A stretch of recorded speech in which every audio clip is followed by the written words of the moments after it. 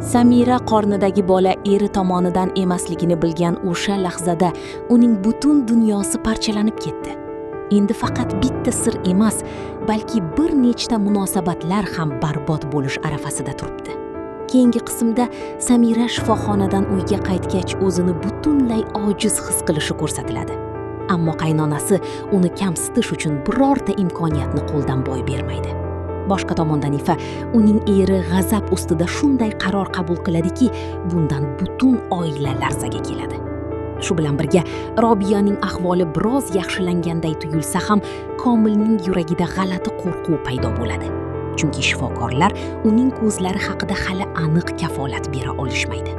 Ayni paytda Sevara yana Qoshimjonga yaqinlashishga harakat qiladi. Ammo Marjonaning qaytishi hamma narsani o'zgartirib yuboradi. Samira haqiqatni yashira oladimi yoki oila oldida yana bir dahshatli sir ochiladimi? Agar videomiz sizga yoqqan bo'lsa, like bosib kanalga obuna bo'lishni unutmang. Shuningdek, har bir yangilik sizga tez yetib borishi uchun qo'ng'iroqcha tugmasini ham yoqing. Barcha predictionlar bizning shaxsiy fikrimiz asosida tayyorlangan bo'lib, asl voqealar bundan farq qilishi mumkin.